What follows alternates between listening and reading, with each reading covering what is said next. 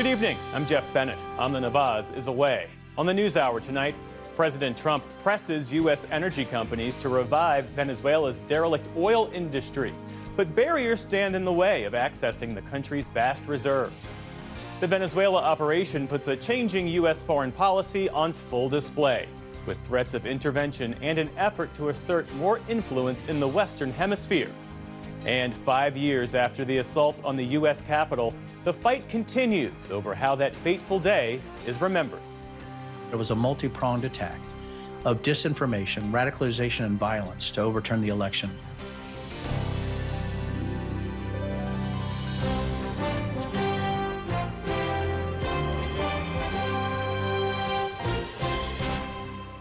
Major funding for the PBS NewsHour has been provided by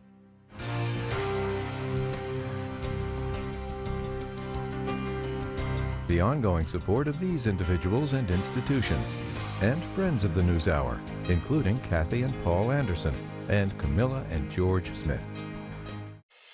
On an American Cruise Line's journey along the Columbia and Snake Rivers, travelers can retrace the legendary route forged by Lewis and Clark more than 200 years ago. American Cruise Line's fleet of modern riverboats sail through regional landscapes and visit historic landmarks where you can experience local culture, customs, and cuisine. American Cruise Lines, proud sponsor of PBS NewsHour. And with the ongoing support of these individuals and institutions.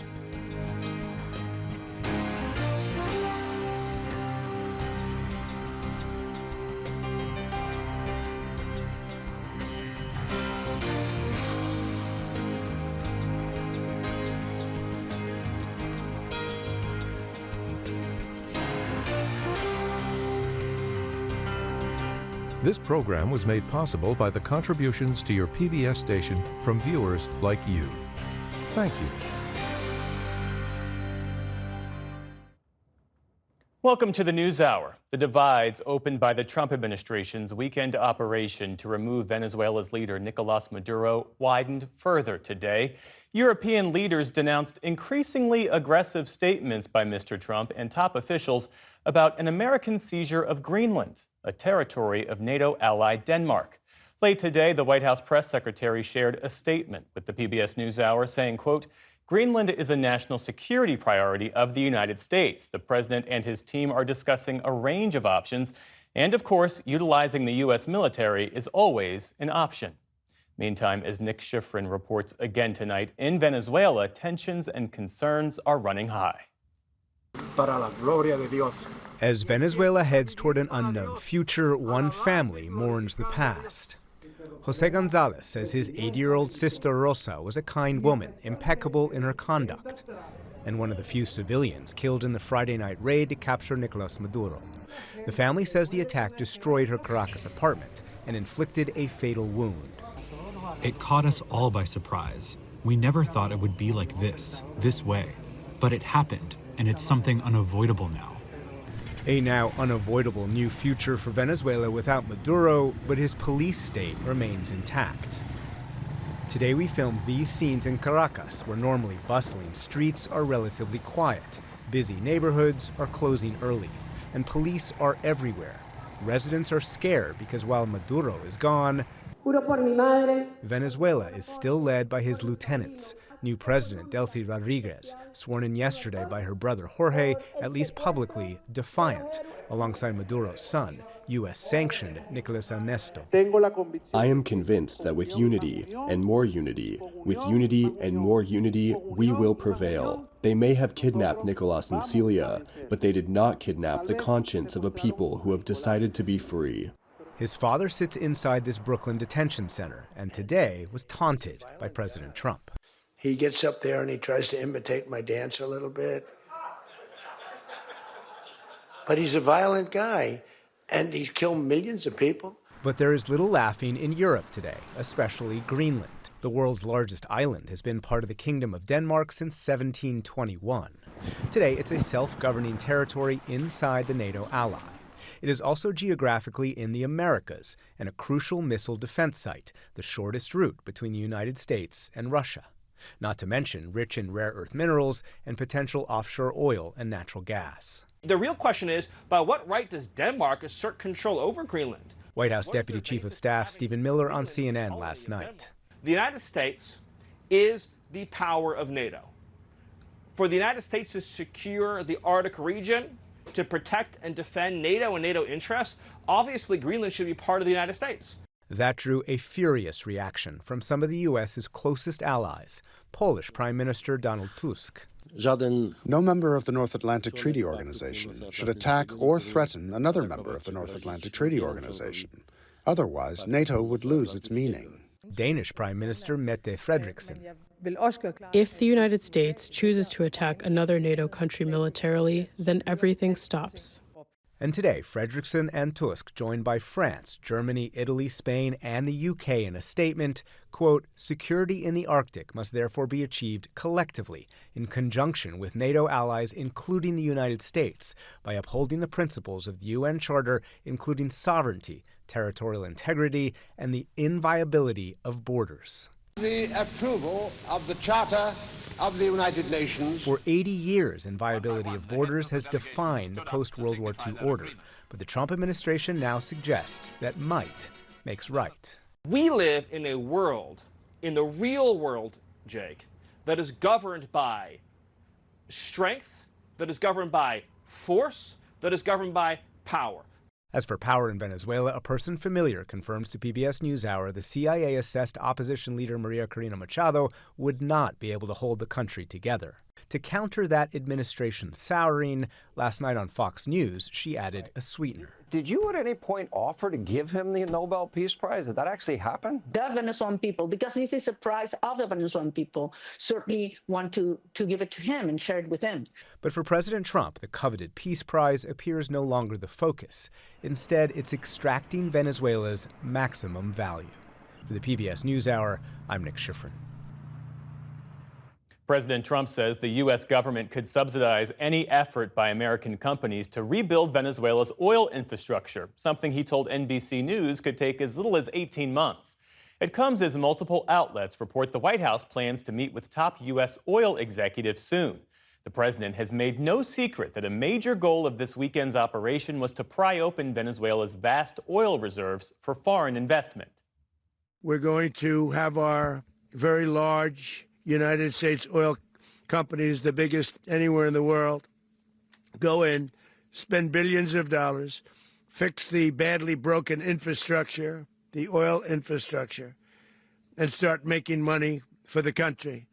Despite sitting on more crude than any country on Earth, Venezuela produces just 1% of the world's supply.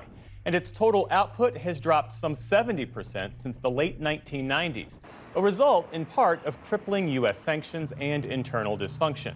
Right now, just one American oil company, Chevron, operates in the country under a special license that allows limited production despite U.S. sanctions.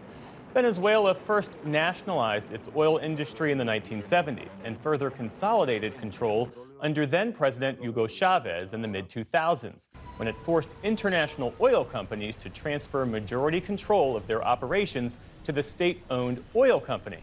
To help us understand the dynamics at play and what could come next, we're joined now by Francisco Minaldi, professor and director of the Latin American Energy Program at Rice University. Thanks for being with us. Thank you. So President Trump is pushing this idea of the U.S. reimbursing American oil companies for expenses in Venezuela, and he says oil operations could be up and running in 18 months. Is that the case? Well, I don't think that it's clear exactly what he means, but, Venezuela would require about $100 billion of investment to go back to the levels of peak production, as you mentioned, by the end of the 1990s. But that will require a complete overhaul of the institutional system. It would require a legitimate government. It will require long-term horizons for investors. Investors have been burned in Venezuela many, many times by contract reneging and changes in the tax system and this control by the national oil company. So I think it will take some significant amount of time for those investments to come. So, on that point, is there genuine appetite among U.S. firms for that kind of capital investment in Venezuela, given the political risk, given the sanctions history, and the overall market dynamic? Well, I think we have to distinguish. For example, Chevron is already in Venezuela, and they have a profitable operation. And as if they can export to the United States with a license and use part of the cash flow that they generate to reinvest in Venezuela, as they're doing now, they will continue to invest in Venezuela. And that's sort of the easiest source of increase in production. But other companies that are not in the country, like, say, Conoco or Exxon, that are owed money by the Venezuelan government, they will have to, first of all, look for opportunities, see the contracts, how they are offered, what is the fiscal regime, a variety of things. And then they will have to analyze if the political risk make it worth it to sink billions of dollars before they see the first revenue. And finally, there might be some smaller companies that are willing to go into fields that are currently operated by the national oil company and that already have all the infrastructure and just make a quick buck by investing in in drilling some wells. But that's not gonna make the big difference that we're talking about, that recovering the oil industry of Venezuela. And Venezuelan oil, as I understand it, is predominantly heavy crude. How compatible is it with U.S. refinery capacity, especially along the Gulf Coast? Actually, it's very compatible because the refineries in the Gulf Coast were optimized to process that type of oil because Mexico and Venezuela were supposed to be increasing production, in the 1990s. And so the U.S. has mostly light oil, and the other source of heavy oil, which is Canada, it cannot get easily to the Gulf Coast. There is no infrastructure because Keystone XL was never built. So the refineries in Texas and Louisiana are really eager to get some of the heavy oil that Venezuela produces. A question about the president's rhetoric. He so often says that Venezuela stole America's oil, so it's only fair that the U.S. gets a piece of it now. Here he is in his own words. We built Venezuela oil industry with American talent, drive, and skill, and the socialist regime stole it from us during those previous administrations, and they stole it through force. This constituted one of the largest thefts of American property in the history of our country. Is there any basis to the way he frames that, whether legally or historically? Yeah, well, it's hard to understand exactly what he refers. If we talk about the nationalization of 1975, those were concessions that were going to expire in 1983. And the government basically brought that change in the hands of the government by 8 years, and they were fairly compensated. In fact, all OPEC countries did something similar. Saudi Aramco is the result of a very similar process of nationalization of a much bigger oil industry. So I don't think that could be considered a theft in any way. Then he might be referring to when Hugo Chavez forcefully renegotiated contracts and made the national company the majority shareholder. That's when two American companies, Exxon and Conoco, left the country, sued for arbitration, and they were awarded some significant amount of money that Venezuela has to pay them, and a lot of that debt is outstanding. Venezuela hasn't paid it. So what Venezuela has with the U.S. companies is a debt of about $12 billion that has to be paid as many other debts. Venezuela owes $150 billion to a variety of creditors. Bottom line, if foreign companies, especially U.S. firms, return in force, what would the domestic implications be for ordinary Venezuelans? Well, it depends a lot if it's successful in terms of bringing the necessary investment to recover the oil industry. I don't think that will happen if there is no a significant institutional change that brings credibility and legitimate, legislation, etc.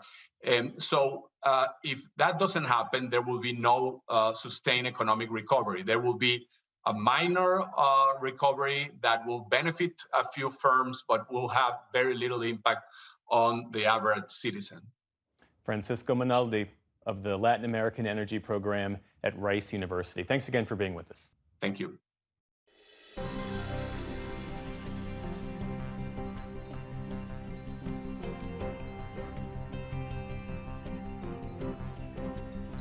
In the day's other headlines, President Trump warned his fellow Republicans today that if they don't put in a strong showing in this year's midterm elections, he'll be impeached. Mr. Trump was addressing a meeting of GOP lawmakers at the recently renamed Kennedy Center. He described Democrats as mean and smart, highlighting what he sees as the stakes in the upcoming vote. You got to win the midterms, because if we don't win the midterms, it's just going to be, they'll find a reason to impeach me. I'll get impeached. President Trump also urged House Republicans to be flexible in their push to block federal funds from going to Obamacare plans that cover abortion. That's as he pressed Republicans to reach an agreement on the expired health insurance subsidies, saying it would strengthen the party's position on the issue of affordability. Meantime, in Wyoming, abortion will remain legal after that state's Supreme Court struck down 2 laws it found unconstitutional.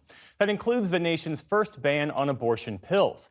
The justices sided with Wyoming's only abortion clinic and others who argued that adults have the right to make their own health care decisions. The ruling means the state remains one of more than 24 states across the country, plus Washington, D.C., that allow abortions up to 20 weeks of pregnancy or later. Wyoming's Republican governor says he'll push for a constitutional amendment banning abortion that would go before voters this fall. In Iran, at least 36 people have now been killed amid ongoing protests over the country's struggling economy. That's according to an outside human rights group, which says that more than 1,200 others have been detained. Video emerged today of protesters clashing with security forces in Tehran's Grand Bazaar, long a hub of Iran's economic and political life. Authorities reportedly fired tear gas to disperse demonstrators who had been staging a sit-in. Elsewhere in the city, business owners say they're scrambling to make ends meet as high prices scare off would-be customers. Sales have dropped off very badly. Last year at this hour, my shop was packed with customers.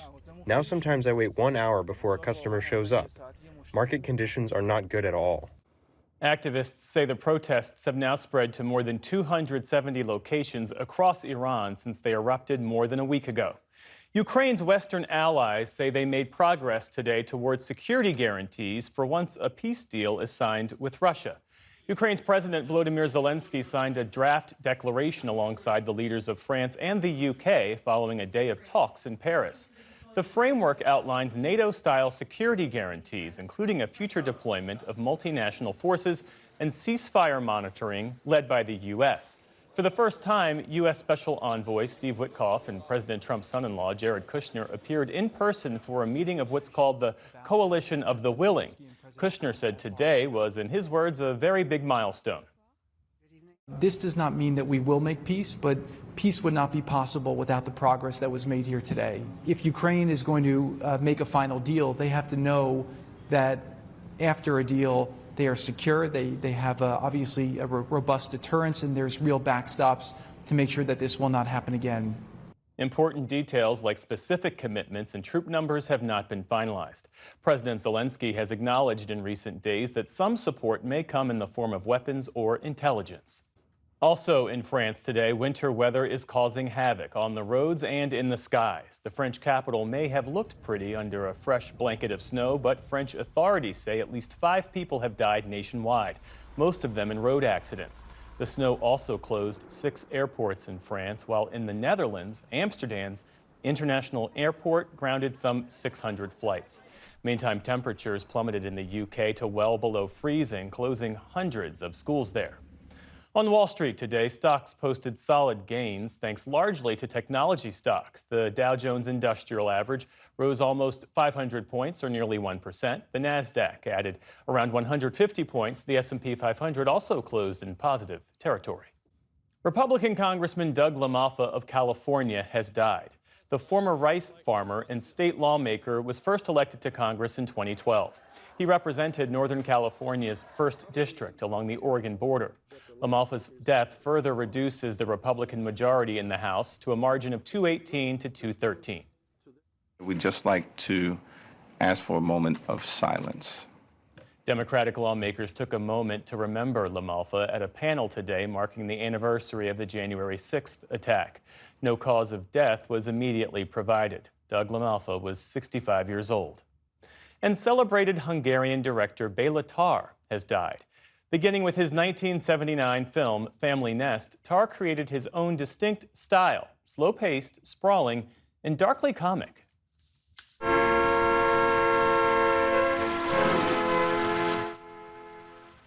Some critics called 1994's Shantantango his masterpiece. It clocks in at more than 7 hours. Such works made him an icon of art house cinema. In a statement, the Hungarian Filmmakers Association said Béla Tarr died after battling a long and serious illness. He was 70 years old. Still to come on the NewsHour, a look at the ongoing disinformation efforts 5 years after the January 6th assault on the U.S. Capitol. And threats of U.S. intervention place multiple countries in the Western Hemisphere on edge. This is the PBS NewsHour from the David M. Rubenstein studio at WETA in Washington, headquarters of PBS News. It has been 5 years since a mob of President Trump's supporters stormed the U.S. Capitol to try to disrupt the certification of the presidential election that he lost. Today, a much smaller but ardent crowd of his supporters returned to the site of the 2021 insurrection, marking the first January 6th since then, with Trump back in the White House and most of those involved now fully pardoned for their actions on that day. White House correspondent Liz Lander spent the day covering the demonstration marking this milestone. Hundreds of people reenacted parts of a day that ended in violence and bloodshed. Truth matters to this group. Followed by the prosecution and then pardoning of more than 1,500 participants. Officially, this was a memorial event for Ashley Babbitt, the Air Force veteran shot dead while trying to enter through a broken window in the Capitol, and 4 others who were lost that day or in the weeks after, including a police officer. Babbitt's mother, Mickey Withoof, spoke to the crowd. So glad that people are not losing sight of the importance of that day.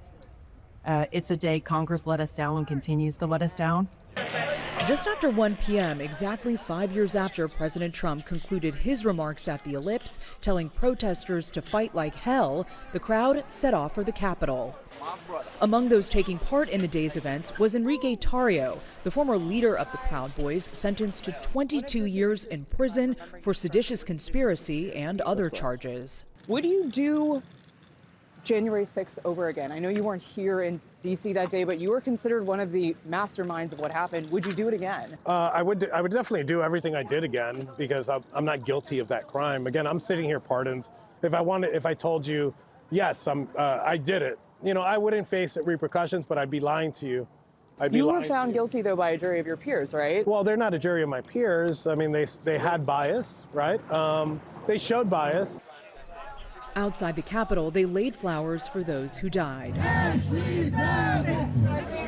Among those commemorating the day was Guy Reffitt and his wife, Nicole. Guy was a member of the militia, the Texas 3 Percenters, seen here in 2021 on the steps of the Capitol being sprayed by police officers. He was the first rioter to go on trial, sentenced to more than 6.5 years in prison for civil disorder, obstruction of an official proceeding, and entering a restricted building with a firearm. So this is January 6th. These are the hostages. Approximately 1,500 for a pardon.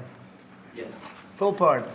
On the first day of his second term, President Trump pardoned or commuted the sentences of everyone charged, whom he called hostages. That I didn't really do anything worth what I got convicted of. That 4-year sentence wasn't justifiable. So for going and standing on the steps of the Capitol building and not going in the building, not breaking anything, not stealing anything. Not assaulting anyone. Getting assaulted by police officers that are at the top of the stairs 15 feet away and then leaving and going home. Was I trespassing? I didn't see any barriers when I got there. There was over 100,000 people on the property. Those barriers were nowhere to be seen.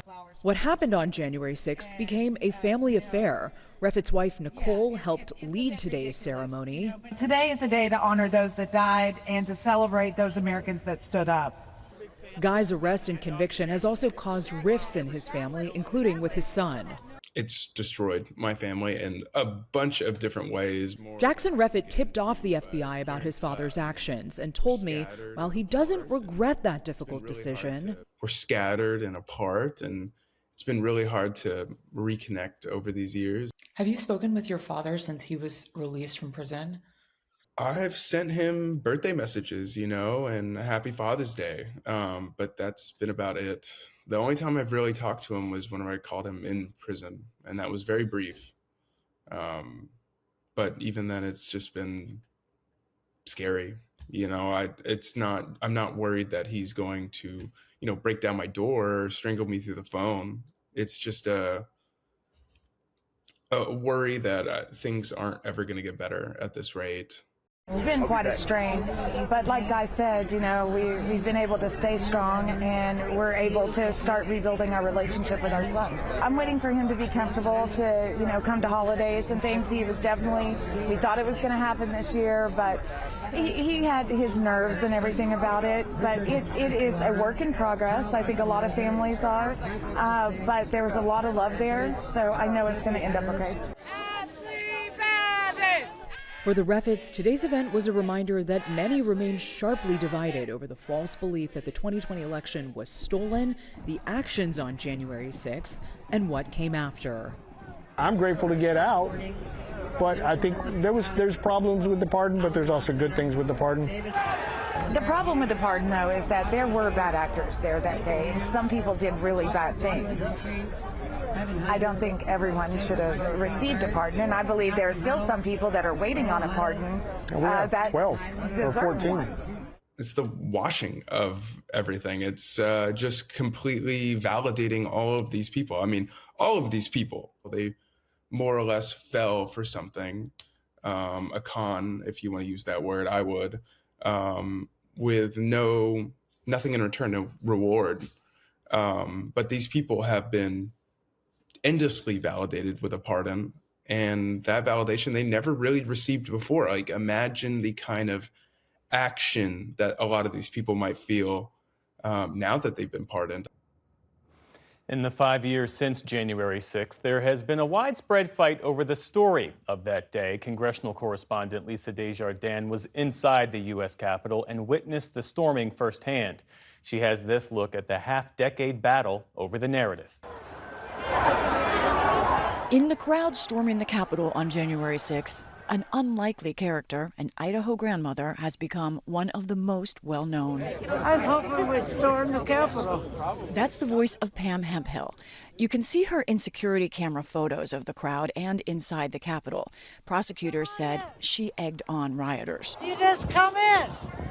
Just days earlier, Hemphill posted on Facebook about the rally, "The fight for America is real." In a photo, she posed with a gun and the caption, "On my way to Washington, January 6th. Now, she sees all that as part of a lie. The brainwashing that happens to you, that the Democrats want to turn this into a communist nation. They would always say the same thing. Pam, don't listen to Democrats, whatever you do. They'll lie to you about everything. So you start believing all that. I got pulled into all the propaganda. But 5 years out, the battle still rages about January 6th, with recent comments like these from some on the right. Most people in America are still buying the lie that, like, oh, January 6th was a terrible thing. Trump supporters did some bad stuff. No. You remember what we were told about January 6th, that it was an insurrection, the worst attack ever on our sacred democracy. And last January 6th, Georgia Republican Congressman Mike Collins said thousands of peaceful grandmothers gathered in Washington, D.C. to take a self-guided, albeit unauthorized, tour of the U.S. Capitol building. Hemphill was that grandmother, part of the mob, recording everything she saw. Marching up the street, clashes with police, climbing the steps of the East Front, and walking through the halls of the Capitol. There were a lot of people who, as we've gotten farther from January 6th, have said things including it wasn't violent, no one broke the law. What did you actually see compared to what people are saying? We know they're delusional. Of course it was violent. They all had the attitude, it's our house. We can do what we want. We own it. You know, this arrogant, violent attitude. The video is indisputable. More than 140 police officers were seriously injured on January 6th. There were brutal battles on the steps and in the center of the Capitol. Yes, some rioters followed the mob and mostly walked around, but even they, and I spoke with them, were there for an illegal takeover of the Capitol itself. Initially, some Republicans saw the event as a reckoning. There's no question, none, that President Trump is practically and morally responsible for provoking the events of the day. This is January 6th. But in the years since, President Trump personally has worked to recast January 6th, pardoning nearly all involved, including many who assaulted police, creating a narrative that they were patriots for believing his lie about the election. We freed the people. They were treated so badly. The people from January 6th, who were largely, and there's always exceptions, but largely great patriots for this country. And Republican leaders now look the other way. Everybody can describe this however they want. If you would argue that those people didn't pay a heavy penalty, having been incarcerated and all of that. That's up to you. But the president's made a decision. We move forward. I think it's as dangerous as any narrative we've ever had. I think Denver Riggleman was a Republican member of Congress until 3 days before the storming of the Capitol. A former Air Force intelligence officer, Riggleman later served as a staff member on the January 6th committee and wrote a book, The Breach, uncovering and detailing what happened. I would say 30 to 35% of the population who believe the election was stolen. I think they will always be like that. And I really think at this point, people like me, who are based in data and facts and who are an expert on January 6th, we're trying to reach a smaller and smaller percentage of the population to make them see what happened that day. It was a multi-pronged attack of disinformation, radicalization, and violence to overturn the election. Why do you think so many Republicans support this idea that it wasn't that bad, however you want to cast that? Because they want to win elections. I mean, there's a reason they're having hearings on space aliens rather than looking at what happened that day or acknowledging what happened that day. Plus, they're looking at fundraising and polling in their districts. Trump is probably still over 70 to 75% in more of the Republican-based districts. It's simply that. Publicly, Republicans in Congress dispute this. They say their view of January 6th is about gathering facts. And last year, House Republicans did launch a new subcommittee to investigate it. But privately, many Republicans admit to me that January 6th is something they see as a historic threat. Today at the Capitol, Democratic lawmakers who were there spoke to what they saw. If I close my eyes, I can still hear the thundering sound of the mob and the pounding of the door of the House chamber. I can still feel the sense of sheer terror as we struggle to fit on our gas masks and crawl on our knees towards the only open door at the opposite end of the gallery. But Republican Riggleman worries that too many are still ignoring the worst truths of January 6th. What you're saying is that they want to look to the future. The issue is that the past is an incredible indicator of what can happen in the future. And if we're not looking at elections in 2026 and 28 and what can happen based on these faulty belief systems or that violence can't happen again, you better damn well be looking at it. This is not a minor example of political violence in American history. It's the major one, I would say, after the Civil War itself. How that's going to play out over the long term, I think, is very much still being contested. Stephanie McCurry is a history professor at Columbia University. She says clashing versions of U.S. history aren't uncommon, like narratives about the Reconstruction era of the late 1800s and the actions of the Ku Klux Klan. When I think about that as a kind of cautionary moment for what we're in now, the thing I worry the most about is how I saw that Klan narrative offered as a raw partisan position in defense of an incredibly violent, racist organization. And then I saw it emerge in film and in written scholarly history. The Klan version became the history of Reconstruction. That narrative took hold until the Civil Rights Movement displaced it. But McCurry sees something distinct with January 6th. I think we're in a dangerous moment because we have never seen a case before, I think, where one side of the contested narrative is being propagated by the president and who has made it a loyalty test for his regime.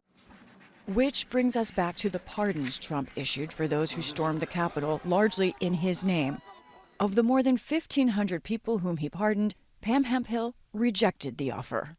I would not be a part of that. No way. You'd be a slap in the face of the Capitol Police, that's for sure. The rule of law. But I broke the law.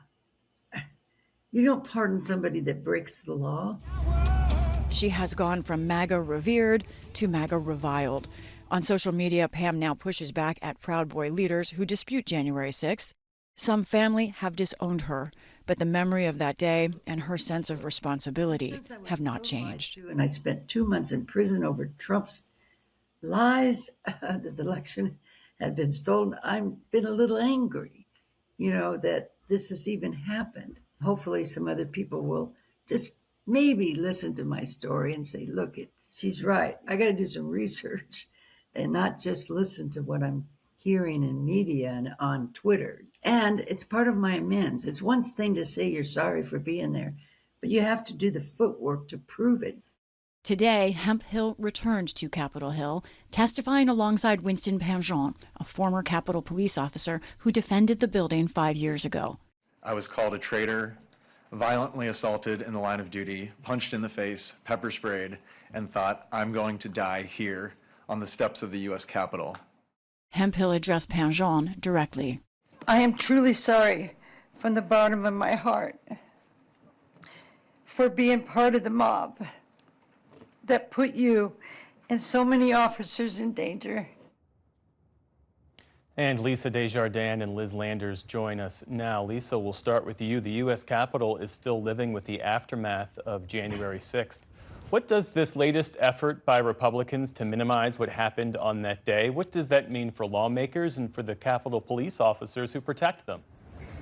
That's right. The Capitol Police and the Metropolitan Police of Washington, D.C. are really those caught in this rhetorical crossfire. A plaque honoring them and commemorating their fight to protect the Capitol on that day by law was supposed to be installed on the west front of the Capitol, and for years it has not gone up. Now, House Speaker Mike Johnson, through a spokesperson to us, said that now it cannot go up because of logistics. They say some 3,000 names would have to go on it. They haven't figured out how to do that. And that may well be a real challenge. However, why has it taken years to even acknowledge that there was a problem here? Why hasn't there been a real effort underway to get that plaque up? I don't need to remind viewers that Capitol Police faced real hand-to-hand combat for many of those hours on Capitol Hill, some of them by themselves. National Guard backup did not come for a long time. And now they also feel somewhat abandoned by some lawmakers here in the Capitol as well. And Liz, as we saw, you covered that demonstration today. Tell us more about what unfolded and what you saw. Yeah, Jeff, there were about 100 or 200 or so of these January 6 defendants, along with their family members and their supporters, who came to Washington today and kind of recreated what had happened on January 6th. They expressed gratitude to President Trump for pardoning them. Of course, that changed many of their lives after some received quite long sentences. Also, both Enrique Tarrio and Guy Reffitt said to me that they do not regret their actions of that day, that they would do it all over again. And one theme we heard too over and over again, Jeff, is this frustration from these January 6ers that the Department of Justice and the FBI has not gone after the Biden legal system to prosecute those people that had prosecuted them. A lot of talk of retribution. President Trump did not commemorate the day. He mentioned January 6th only briefly in remarks to House Republicans. What did he have to say? Yeah, he mentioned this only in passing today. He did not officially commemorate January 6th. He mentioned this at the Kennedy Center while he was speaking to House Republicans, complaining actually about the media coverage around January 6th. The White House, though, did launch a new part of their official government website today that has a timeline recreation and trying to recreate the narrative around January 6th, talking about things like calling the protest here peaceful, also saying that the participants were patriotic protesters, and repeating that false claim that the election was stolen.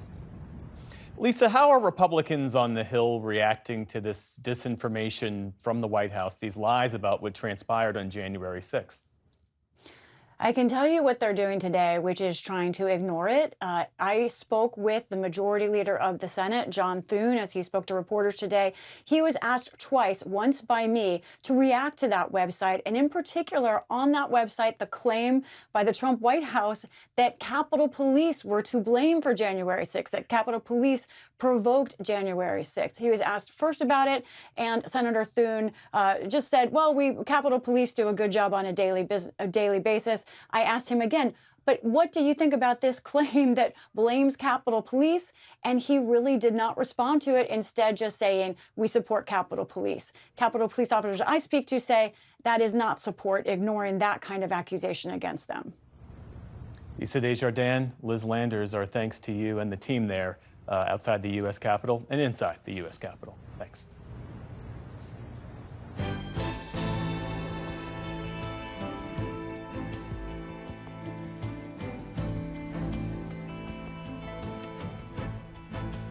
Returning now to our top story tonight, the ongoing fallout from President Trump's decision to forcibly remove the president of Venezuela. President Trump and his aides are now speaking of a foreign policy where pressure and the use of military might can be applied both to adversaries and potentially allies. Nick Schifrin is back now with two conversations looking at a pivot in America's place in the world.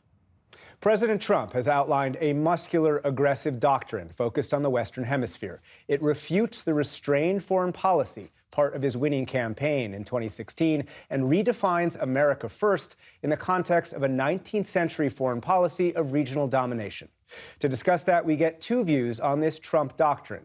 We begin with Ambassador Todd Robinson, who served as ambassador in Guatemala and as the top U.S. diplomat in Venezuela before being kicked out of the country, and was an assistant secretary of state in the State Department. Thank you very much, Ambassador Robinson. Welcome. Thanks so much for having me. To the NewsHour. Here's the Trump administration theory in Venezuela today, that now President Delcy Rodriguez can deliver an environment in which the U.S. can invest in and benefit from a newly refined oil industry, and that the opposition, Maria Corina Machado and Mundo Gonzalez, are not capable of uniting the country. Can that new U.S. policy work?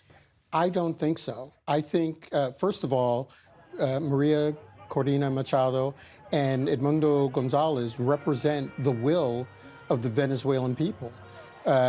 People forget that there were elections not too long ago. Ordinary Venezuelans went out and risked their lives to vote for change in Venezuela. And I think it's incumbent upon this administration and the international community to respect the will of the Venezuelan people. And can Delcy Rodriguez deliver the investments that the president is talking about in terms of U.S. oil companies in Venezuela? I think it's possible, but we seem to forget that it's not just about Delcy and her brother, Jorge Rodriguez. Diosdado Cabello and Padrino Lopez, the defense minister, is also another major figure in the country. So I think it's very, we're rolling the dice. The administration is rolling the dice. The alternative argument, though, is that wouldn't it be rolling the dice worse if the United States had done some kind of regime change with an occupation force to actually install democracy at the point of the gun? I mean, that seems to me something that very few Americans would have supported. Well, what I would say to that is Venezuela is a large country. It's hard enough to control the whole country just from Caracas. I think it's going to be virtually impossible to do, as the president has stated we're doing, run things from either a boat off the coast of Venezuela or from Washington, D.C. Literally gunboat diplomacy. That's what we're talking about. Which broadens us out to the Don Roe Doctrine, as the president has now embraced his new version of the Monroe Doctrine, with direct military threats in the last few days against Mexico, Colombia, and even Greenland, and a more general threat against the Cuban government. The administration says it needs Greenland for national security, and that more locally, it needs neighbors who can better tackle drugs and migration. What does the region hear when it listens to that language? I think what they're hearing is this is going to be more about what the United States wants than what the region wants. And we seem to forget that we need countries like Mexico and Colombia if we're going to be serious about the fight against narcotics trafficking in the region. More broadly, I think our partners in the international community have to be wondering what we're talking about when we're threatening Denmark and Greenland. Denmark is a NATO ally. They fought with us in Afghanistan. I think they must be both confused and a little worried about what they're hearing. And back in Latin America, you know, the administration argues that it does need better partners. It needs these governments to work harder on drugs and work with the United States. Could there be a positive impact to any of this pressure? Well, again, you know, I don't think pressure works. During my time in international narcotics and law enforcement, we worked very closely with these countries. Colombia has always been one of our closest partners. For every dollar we spent on training and equipping the Colombians spent $3. They were net security providers in other parts of the world on our behalf. Same with Mexico. Because of the proximity, because of our historic relationship with Mexico, we need them to do more on the fight against narcotics trafficking. But they've done a lot, and I don't think pressuring them is going to make them do more. Ambassador Todd Robinson, thank you very much. Thank you. Now, for a separate viewpoint, I'm joined by Andres Martinez Fernandez, a senior policy analyst for Latin America at the Washington-based think tank, the Heritage Foundation. Thanks very much. Welcome to the NewsHour. Let me start with you where I started with the ambassador, and let's talk about the Venezuela approach. Do you believe that this approach of relying on Delcy Rodriguez, the now president of Venezuela, to deliver some kind of environment in which the U.S. can go in, revitalize the oil industry, pull out that oil, do you think that can work and not relying on Maria Corina Machado and the opposition? What President Trump did by capturing Nicolas Maduro was upsetting a status quo that had existed for years in Venezuela and favored continuity for the regime. And now that he has been removed, this is a deeply weakened regime with which we can confront a series of tools, as we have been using. However, they're going to be much more effective, I think, in the aftermath of this operation. And eventually, I do think that we are going to be able to press this regime's remnants towards the direction of ending its weaponization of drugs and migration against the United States, and also confronting the fact that it has acted as an operating base for our most dangerous extrahemispheric enemies, including China, Russia, and Iran. And along that path, I do think that we're going to see the restoration of freedom, stability, and democracy for the Venezuelan people. But how can you get democracy back when the president essentially disparaged Maria Corina Machado the other day, despite the fact that this administration has endorsed Edmundo Gonzalez as the rightful president of Venezuela? I'm sure that this administration would be happy if Maria Corina could just tomorrow assume power with the wave of a wand in Venezuela, but that's just not possible and would likely require a significant force of U.S. military personnel backing her and occupying Venezuela, which is not on the cards right now. We need to press the remnants of the regime in that direction to the opening of a path towards democracy and stability. And Maria Corina could very well be a part of that at a certain point when we are able to see that restoration. But the reality is we're not there yet. Let's zoom out and let me ask a question about the region and Ambassador Robinson's last point, which is that pressuring Colombia and Mexico, the two countries that we need cooperation from in order to tackle drugs, is counterproductive. What's your response to that? When we contrast and look at the approach by the Biden administration to both of these countries, which was entirely hands-off and to look the other way at the degradation of the security environment and security capacities, pulling back, particularly in the cases of Colombia and Mexico, pulling back operations against the cartels and guerrillas, all of this was done with the United States not putting any pressure on these governments, these leftist governments, and had destructive consequences for both countries. And we're not going to continue that, clearly. Doesn't the region hear when it hears the Don Rowe Doctrine? Doesn't the region respond with thinking about the darkest days of U.S. policy toward Latin America in the 19th and 20th century, and is therefore less willing to cooperate? No, I don't think so. I think the region, what we're seeing increasingly, particularly with the slate of elections over the past several months, is that voters and this new group of leaders across Argentina, Chile, Colombia, Chile, Bolivia, Ecuador, Honduras, they are calling for U.S. engagement and cooperation to confront these challenges. Because, again, they are the people who have suffered in many ways most directly from that absence of U.S. engagement in confronting these threats, which has allowed them to metastasize to these terrible proportions that we're facing now. And finally, in the time we have left, how does threatening a territory of a NATO ally, perhaps with the U.S. military, serve U.S. national security interests? Yeah, I don't know that this is a military threat. I think what President Trump is expressing is the strategic importance of Greenland for the United States. I think that there's a way to do that amicably, and if that's pursued, I'm sure it will be done so with that in mind. Andres Martinez Fernandez, thank you very much. Thank you.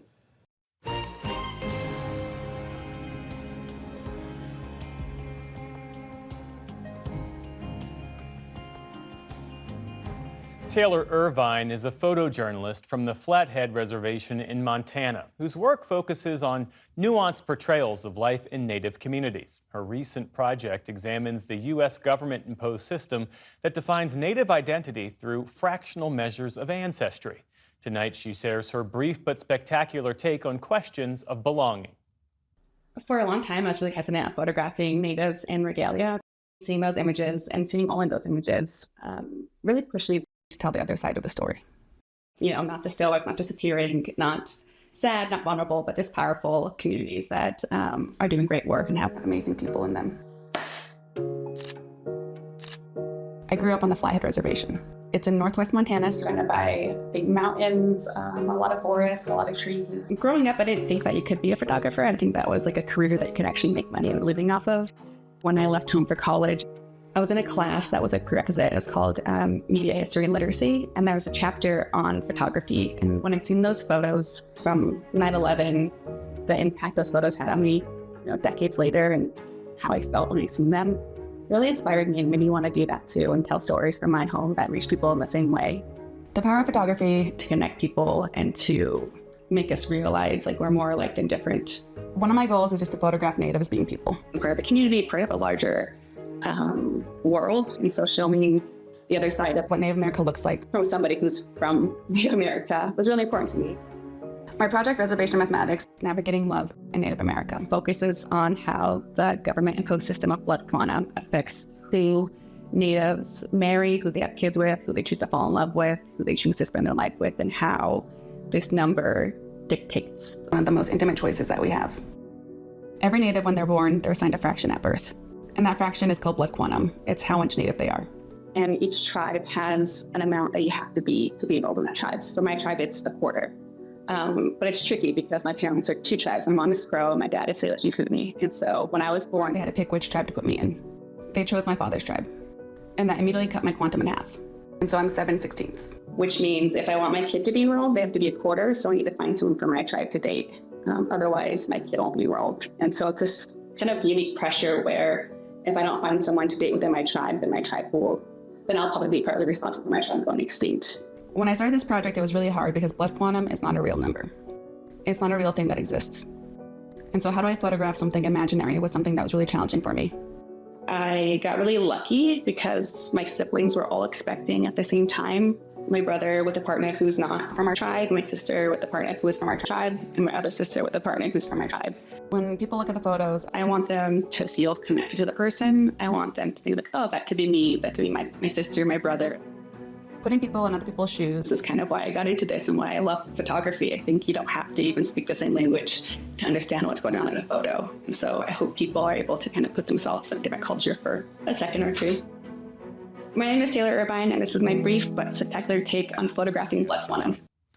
You can watch more brief but spectacular videos online at pbs.org/newshour/brief. And that is the NewsHour for tonight. I'm Jeff Bennett. For all of us here at the PBS NewsHour, thanks for spending part of your evening with us. Major funding for the PBS NewsHour has been provided by the William and Flora Hewlett Foundation. For more than 50 years, advancing ideas and supporting institutions to promote a better world at hewlett.org.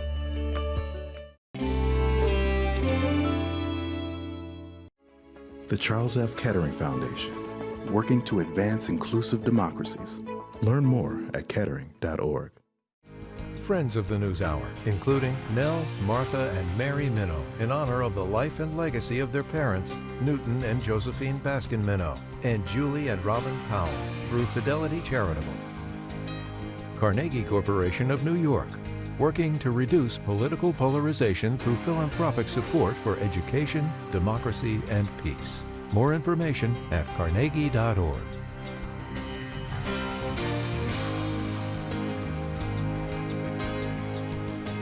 And with the ongoing support of these institutions. This program was made possible by the contributions to your PBS station from viewers like you. Thank you.